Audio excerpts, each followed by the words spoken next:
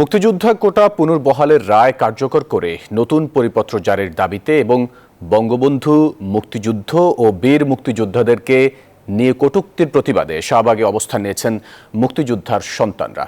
দর্শক, এ বিষয়ে বিস্তারিত জানাতে শাহবাগ থেকে যুক্ত হচ্ছেন সহকর্মী হাসান ওয়ালি। ওয়ালি, কোটা নিয়ে কি বলছেন মুক্তিযোদ্ধার সন্তানরা?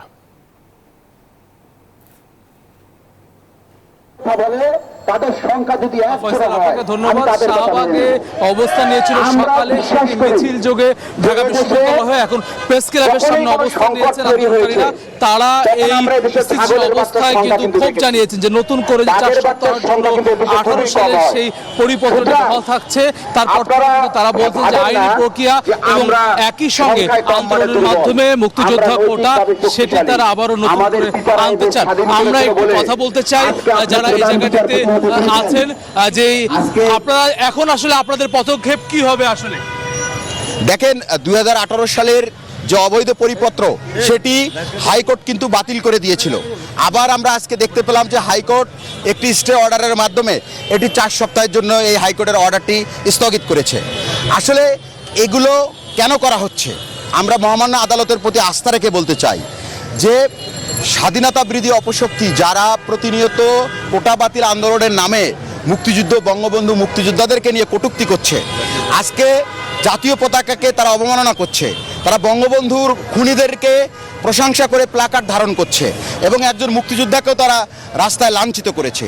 এদেরকে চিহ্নিত করে আইনের আওতায় আনার জন্য আমরা হাইকোর্টের একটি নির্দেশনা কামনা করেছিলাম। কারণ আমরা জানি যে হাইকোর্ট সবসময় ন্যায় বিচার নিশ্চিত করে এবং আমরা এখনও বিশ্বাস করি যে মহামান্য আদালত আমাদের প্রতি ন্যায় বিচার করবেন এবং মহামান্য আদালতের মাধ্যমে আমরা আমাদের যে অধিকার সেটি ফিরে পাবো। এর পাশাপাশি আইনি প্রক্রিয়ার পাশাপাশি আমরা রাজপথে আমাদের যে সংগ্রাম সেটি চালিয়ে যাব।